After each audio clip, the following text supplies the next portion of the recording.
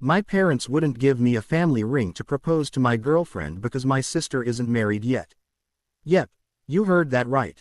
Just need to get this off my chest. So, here's the story. My girlfriend's birthday was on a Saturday, and I had this grand plan to propose to her. Why Saturday? Because it's exactly 6 months before our anniversary, which falls on April 29th. Perfect timing, right? An anniversary wedding sounded like the dream. Plus, I thought it would be cute, like something out of one of those romantic comedies she loves. I could already see the Instagram caption, 6 months to forever. Now, when my grandma passed away, she left a treasure trove of jewelry to my mom. Diamonds, rubies, the works. Grandma always told me, someday, if you want to give one of my rings to a special woman, just ask your mom. It was sweet, sentimental, and exactly the kind of thing that would make my girlfriend's heart melt. So, I did what any sensible man would do. I asked my mom for one of the rings. That's where things went sideways. My mom hit me with a, not yet. She and my dad sat me down for one of those serious parent talks. You know the kind, where they try to disguise their ridiculousness with a veneer of wisdom. They said my sister would be upset if I got engaged while she was still single and not married. It's no secret she's desperate to get married. Like, really desperate. She turned 29 in March, and I turned 31 last month.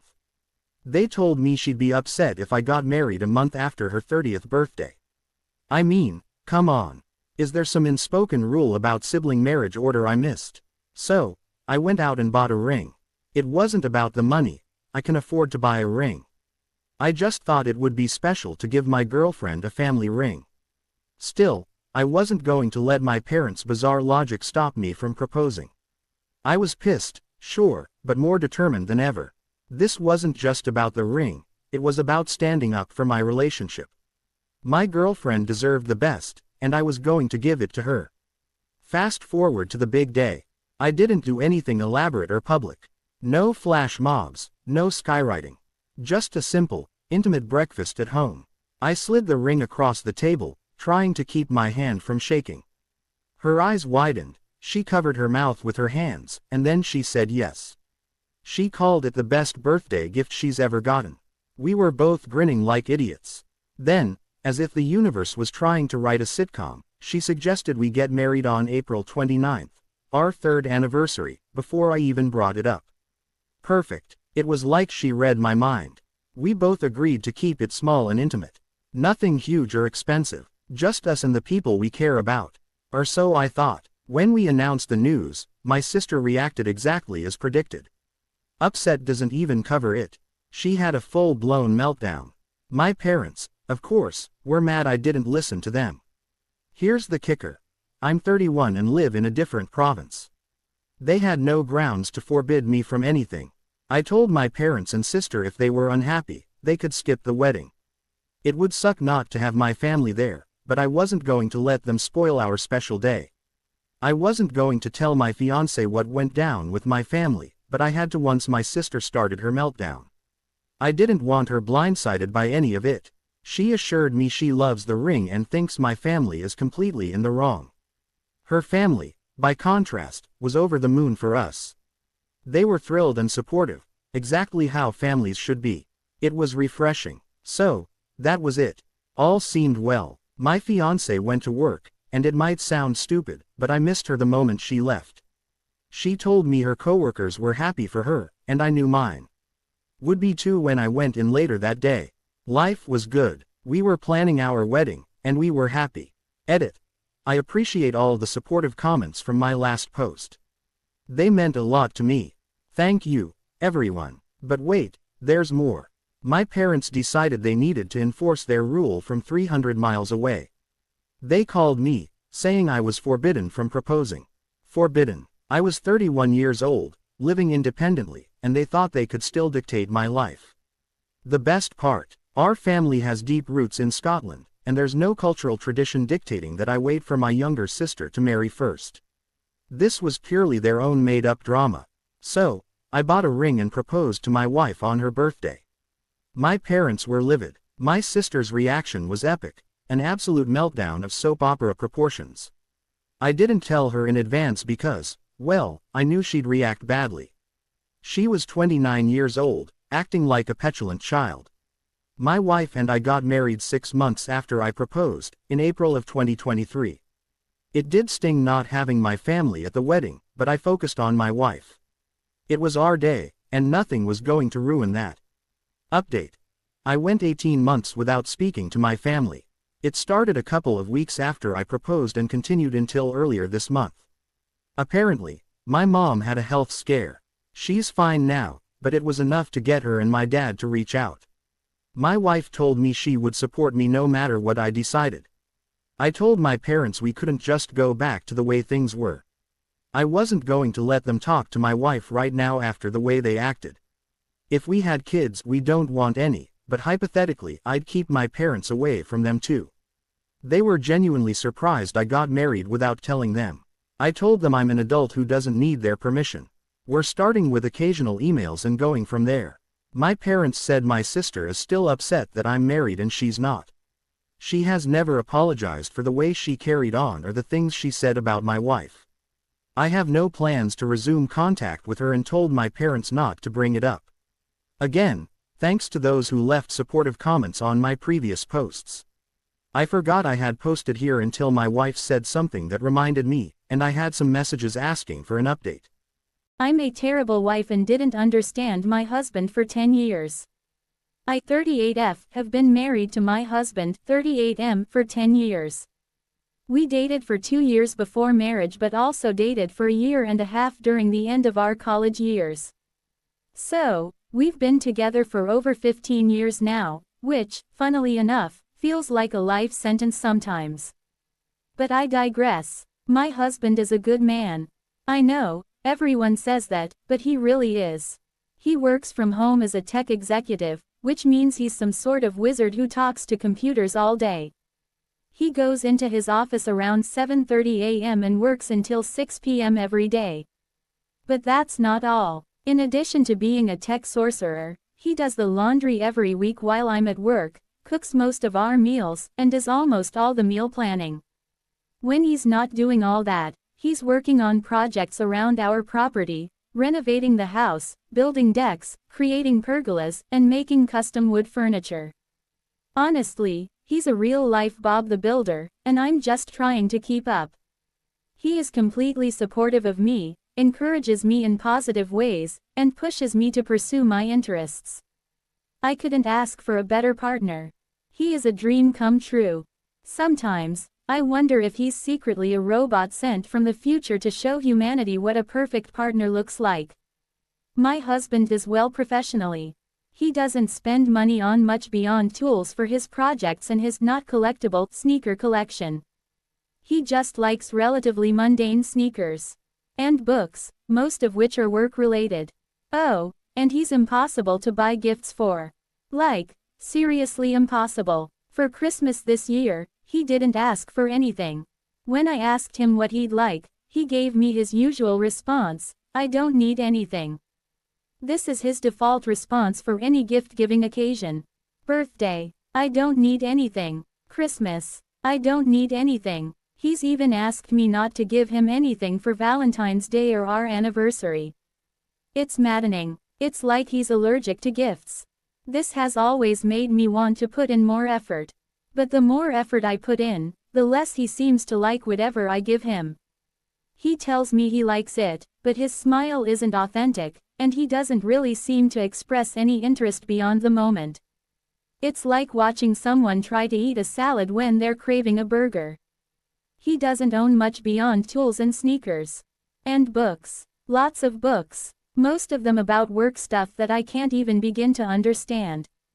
Before his birthday this year, I asked him what he wanted. "I don't need anything." I mulled this over and then fell down a rabbit hole on the internet about relationship advice. This led me to go back to him and ask what he'd like to do on his birthday. He said he had a lot of chores to do and was hoping to spend his birthday, which was on a Sunday this year, completing a couple of house projects. I wasn't satisfied with this answer. So, I later asked him, what would be a nice thing to do on your birthday? He looked at me for a moment and started talking. We live on Long Island, NY. On the South Shore, there's a series of bays and barrier islands that are set up as beaches. There's a causeway that connects the main island to the beaches on the barrier islands. We visit the beach several times a week in the summer, driving over that causeway. He said that he thinks it would be nice to drive across the causeway early in the morning before the road got busy, to drive slowly and enjoy the view. He's always the driver, and it's difficult to appreciate the view when you're trying to keep an eye on the road. He said he always wanted to be the passenger so he could focus entirely on the view of the sun coming up over the bay and the Atlantic. Then he just smiled and turned back to what he was working on. We've driven over that bridge maybe 1,000 times together. He's always driven. I felt like an absolute asshole. The morning of his birthday, we woke up early, made some coffee, and I drove him over the causeway to the beaches and back. I drove slowly, and he stared out at the view on both sides of the car. When we made it back over the causeway, he asked if we could do it again. So we did, and when we made it off the causeway the second time, I asked if he wanted to go again, but he said no, that he was hungry and wanted to go home. I don't know if it was my imagination, but I thought he looked happier that day than I had seen him in a long time. He busied himself working on the deck, and I closed myself in the bathroom and fought off sobbing. Because all he wanted for his birthday was to look at the water, and I got him another fucking watch that he'll put with all his other watches and never wear. I got him a watch because I don't know the man I've been married to for a decade, who I have spent over 15 years of my life with. The next week, I asked him what would be a nice thing to do on Saturday. He said he always wanted to go to the Cradle of Aviation Museum ever since it had its major renovation. I looked it up. It reopened following that renovation in 2002. We were 14. He's basically wanted to go there his entire life and hasn't made it. It's 20 minutes away from where we live.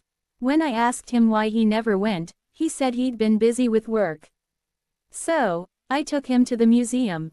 I knew he always was interested in aerospace. His father and grandparents were all involved in that industry. When we got home from it, he went to work on our new planters out back, and I couldn't stop myself from sobbing in the bathroom. With Father's Day coming up, I asked him what would be a nice thing to do on Father's Day. I always give him a Father's Day gift from our dog and have people over.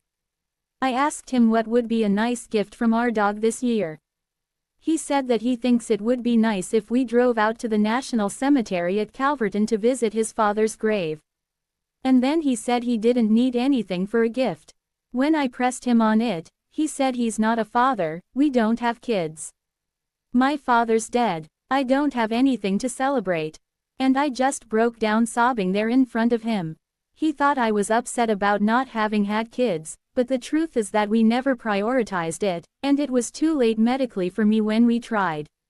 He had always taken a, whatever happens, happens, approach to parenthood, neither wanting nor not wanting children. But I was upset because, in that moment, I realized that he didn't want anything I had pushed on him on Father's Day and had made the mistake of prioritizing him over his feelings.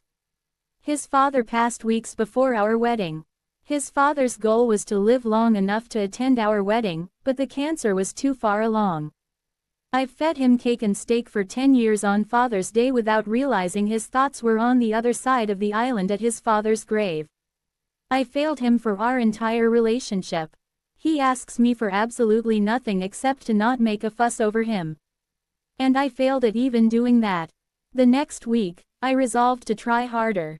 I sat him down and asked, "What would you like to do on Saturday?" "Anything you want, just name it." He thought for a moment and then said, "I've always wanted to go to Montauk Point Lighthouse. We've lived on Long Island our whole lives and never been there." Montauk Point Lighthouse. Why hadn't we gone before? It's practically a rite of passage for Long Islanders. It's not like it's on the other side of the world. So, I planned a trip. We woke up early on Saturday, packed a picnic, and set off for Montauk. The drive was long but scenic, and I could see the excitement in his eyes as we got closer. When we arrived, He practically leapt out of the car. He was like a kid in a candy store, running around, taking pictures, and reading every informational plaque he could find. We climbed to the top of the lighthouse, and the view was breathtaking. I realized that this was another moment I had been missing all these years. My husband didn't want grand gestures or expensive gifts. He wanted simple experiences, shared moments.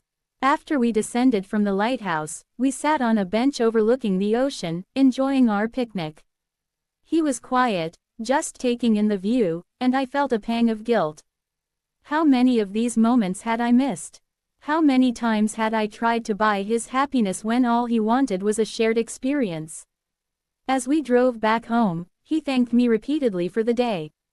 He looked genuinely happy, and I felt a mix of emotions, relief, guilt, and a renewed determination to understand him better. The following week, I decided to keep the momentum going. I asked him again, "What would you like to do this weekend?" He seemed hesitant at first, then he said, "I've always wanted to visit the American Museum of Natural." My parents go out to eat with my brother every week, but without me and my sister. Every Saturday or whenever they are free, my mom, 40F, stepfather, 45M, and half-brother, 8M, hit up a sit-down restaurant and chow down together. Meanwhile, my sister and I, who share the same dad, get left home alone. It feels like they're trying to pull off this perfect family facade, and by excluding us, they think they're nailing it. My stepdad doesn't seem to dig me or my sister, despite his decade-long tenure in our lives. He's like the grumpy neighbor who's always yelling at kids to get off his lawn, except he's living in our house. Mom used to stand up for us, but now she's all, whatever. We're like the unwanted side dishes at the family dinner table. Today, I woke up, and guess who wasn't home? Mom, of course. But who was? Stepdad. And he wasn't chillin' either. He bounced out soon after, or so I thought. 5 minutes later, his ride was still parked outside. What gives? I checked Life 360 to track Mom's moves, and what do you know? She swung by to scoop up stepdad for a dine-out session. And where did they go? You guessed it, a restaurant. I felt like the unwanted extra in a sitcom scene. I rang up my sister to see if she felt the same, and she was on the same wavelength. We're like the forgotten leftovers in the family fridge. I know it doesn't sound like a big deal, but this happens way too often.